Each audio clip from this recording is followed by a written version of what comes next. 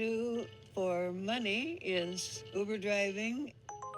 I'm curious to know whether there are any other 84-year-old drivers.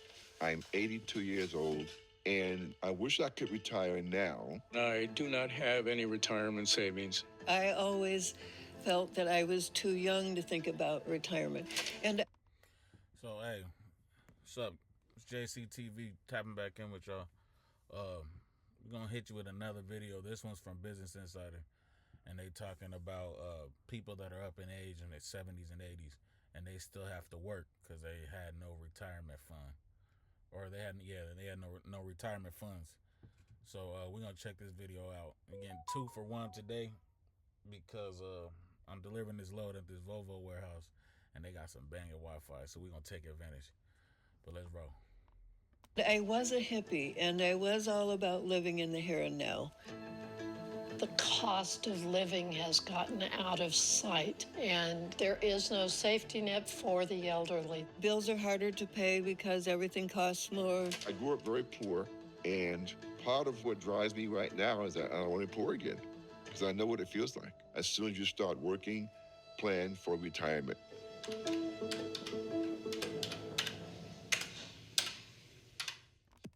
Working after 80. That just shows you. And man, and that's why I go so hard right there, man. That's the reason why I go so hard right now. There ain't no way I'm trying to be working past 80.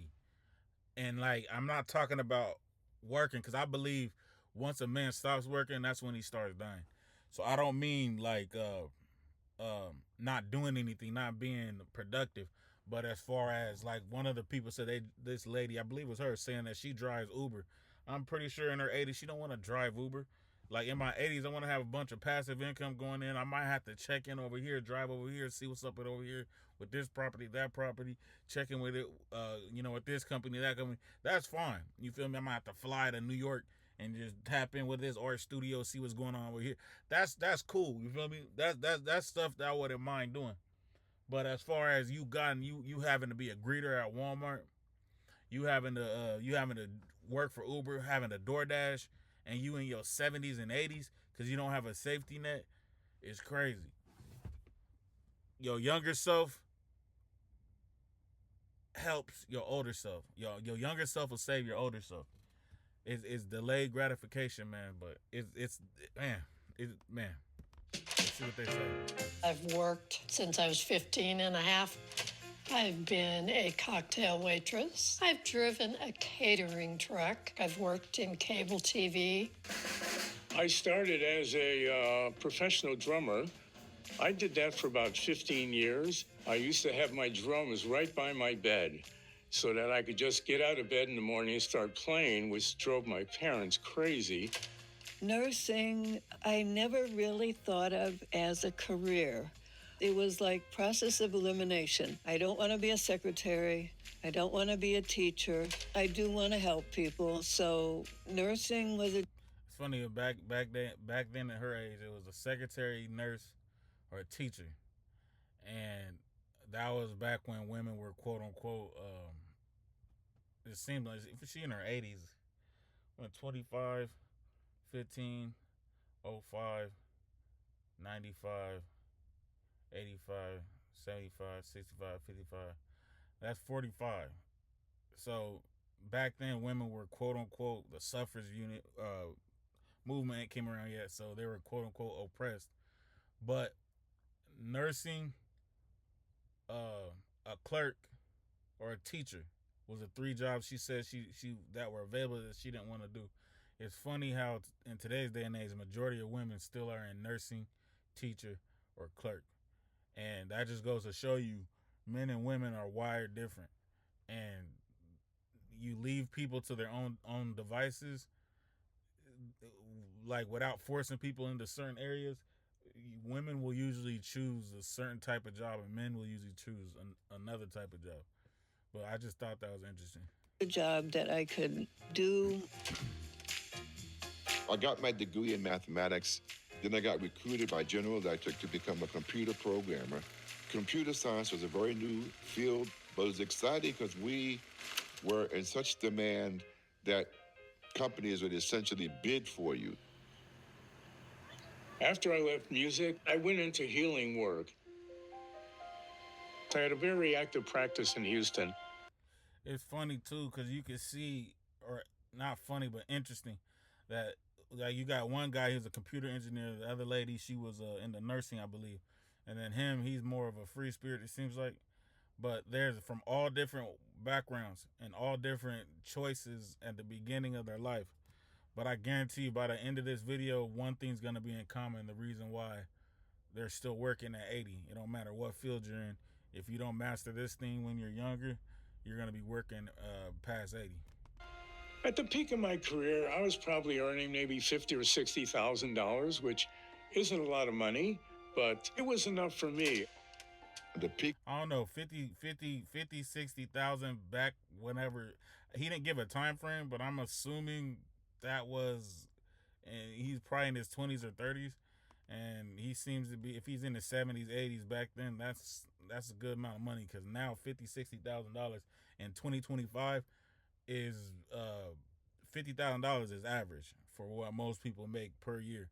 And I know inflation almost tripled since that time. So him saying that, it's already saying a certain mind state that I'm already guessing the reason why he's in the state he in. Peak of my career was my last job. I was vice president of a company that developed advanced communication systems. I earned $115,000 a year.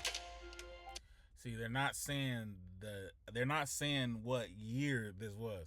But I almost guarantee if he in his 70s, 80s, this is probably in the 80s, 90s. And 115 in the 80s, 90s is like 250, almost 300,000 a year in today's time. So these, like, the other dude was making 50, 60 was good back. 50, 60 back then, and today's time was probably like 100, 150. And now, mind you, I'm not a economist, so I don't know for sure. All I know is back then, them making 50, 60 back then was way more than 50, 60 now. So you have to add some put some on it. 115, you got to put some on it. You feel me? So to compare it to today's day and age. So they're making money. They made some good money at the beginning of their careers. Like I said, I guarantee you there's gonna be one common denominator with everything. The peak would have been in 2010. Okay. I made 100,000. Okay, she was the first one to give an actual number. So 2010, 100,000. 2010, that's a lot more recent than what I was thinking with the other people, but still 100,000 in 2010 is still meaning something. Because it didn't start, inflation really didn't start getting crazy to around 2015, 2016. Per year. Being a night owl, night shifts weren't that hard on me. Oh yeah, she was a bartender. You can tell. She looked, she got some body on her. Grandma had some body back there. I can see why. At the time. I raised my kids on my own with no help. After my separation, I was working 4 jobs at a time, 7. After her separation.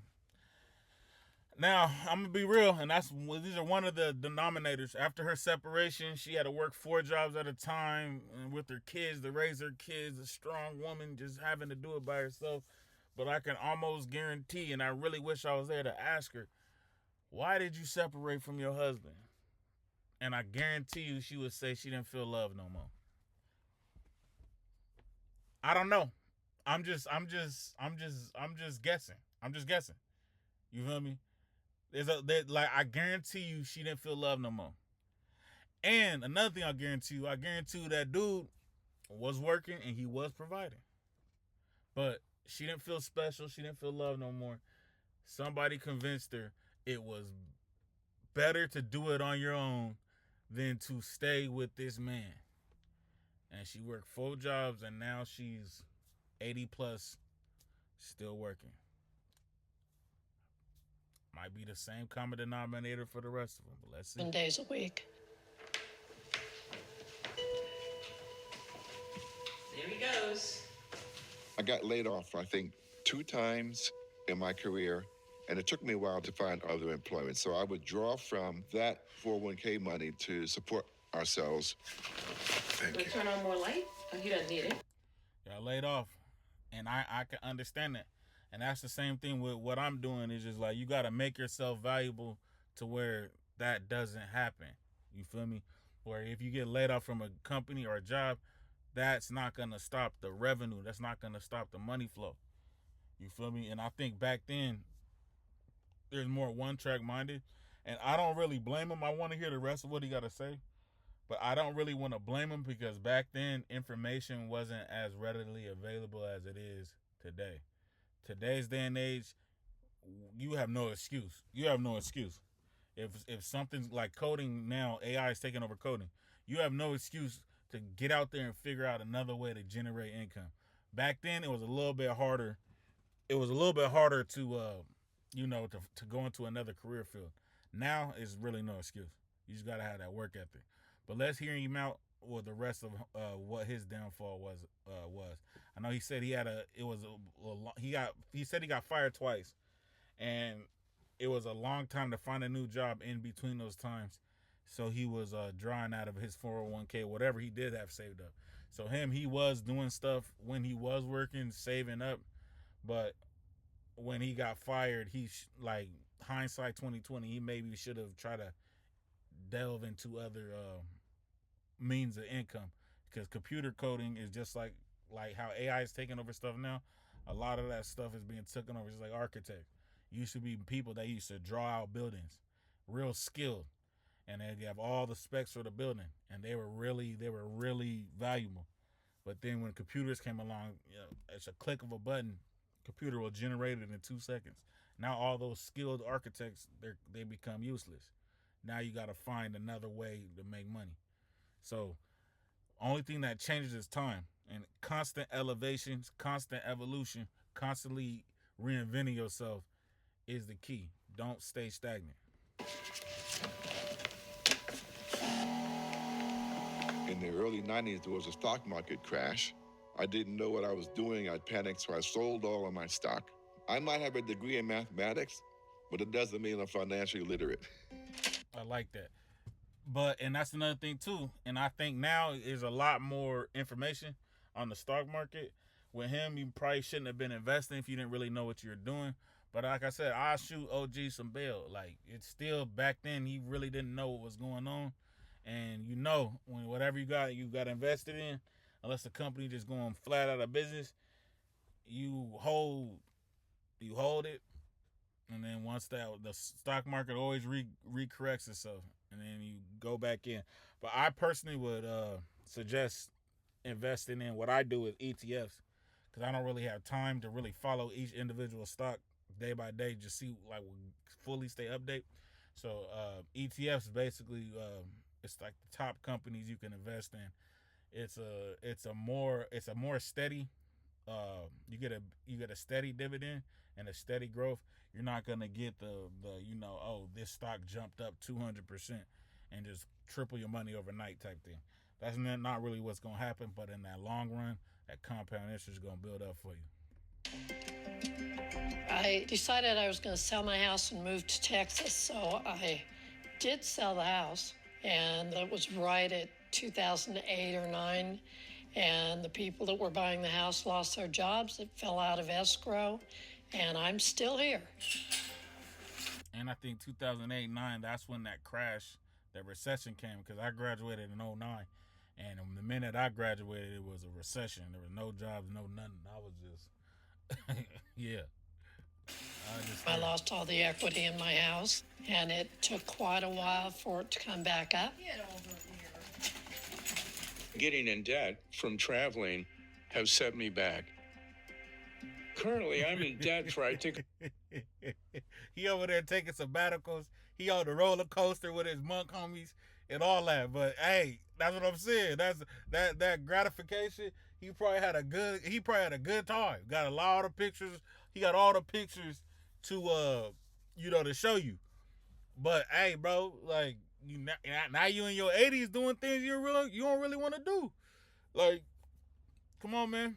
About $16,000 which for me is a lot. In terms of financial setbacks, there is a man who still owes me $60,000. I had ain't to getting that back, baby. learn the hard way. Had I not been in a situation where I had to use my 401k money, I'd probably have maybe more than $1 million whose interest I could then live on. And I try not to think about it because I'd wake up in the middle of the night screaming, Yeah. what did you do? Nah, You were a fool. you did what you were supposed to do. This is a growing process. You can't go backwards, man. Everything is more expensive now. Food costs more, car repairs cost more, insurance. I think they're just going to talk about the raising of the cost of living. But what I would say, I thought it would be a blanket across the board. Everybody would have the same thing. But it kind of is. And what it boils down to is that it's preparation. If each and one of these people, because they like they say, you know, a smart person learns from his mistakes, but a wise person learns from mistakes of others. In the blink of an eye, we're gonna be in our 70s and in our 80s. You feel me? And the common denominator for all these people, there was a certain point in their life where they made the wrong decision, and the wrong decision is not understanding how to really plan for the future, not putting themselves in that position to plan for the future. The black guy, he's the one from out of all these people, he's the one that seems like he was the most actively trying to do that. And I think, and from what it looks like he's in the best position as well still, but he was actively trying to do that. But once he was making the money, it should have been more focused on other ways to generate income. And before I invest in the stock market, or I'm having investment of things I want to invest in, really doing research and trying to figure out what I'm investing in before I just invest in it. And that's a lesson for me. It's a lesson for you. I know you don't want to be a Walmart greeter when you're 80. I know you don't want to be worried about where you're getting your next food from when you're 80. You're supposed to be kicked up somewhere on the beach, sipping mimosas. You feel me? So let this be a lesson. Let's learn from these elders, and learn from their mistakes. Just go hard today, handle whatever business you need to handle, and delayed gratification rules the nation. Ain't no FOMO, fear of missing out. No, there's no such thing. That little party, that little kickback, that little bar, that little piece of pussy, that little whatever it is, I promise you, pussy always gonna be there. The bar always gonna be there. Party's always gonna be there. All this stuff is always gonna be there. I promise you. And it ain't even fun partying 24/7. That ain't fun. But imagine you majority of the year you stacking, hustling, getting to it, and you able to take off a month at your own leisure, and you're able to enjoy yourself for a month straight. And then once you get off that vacation, it ain't like you get off that vacation with $10,000 in debt on your credit card, $300 in your bank account, and you got to pay rent in 2 weeks.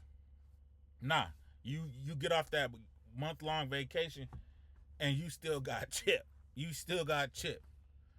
You got money over here. You got money over there. The only thing you replacing is your vacation fund. Oh, I spent 20 racks on my little month-long vacation. You feel me? I still got 10 in my vacation fund, but I'm a refill. I'm gonna replenish my vacation fund. You feel me? But I still got 100 in the bank. You feel me? I still got 250 in the stock market, ETF, secure funds. You feel what I'm saying? And I still got another 50 in my business account that I could, borrow against or take money out from. It's different. It's levels. Delayed gratification, man. So with that, that's it. Y'all can go to the Business Insider. It's called Life Lessons from Older Americans. I only did about 4 minutes and 45 seconds, and it's a 13-minute video. I would suggest you guys go back and watch the full video so you can get the the beginning and the end to the end to all their stories where they at now, and this is some good content to watch, man. But yeah, I'm out of here. Y'all stay safe, stay focused. I don't know what tomorrow brings, but I know what I bring for tomorrow. You feel me? Run up a check and get left. Insurance costs more.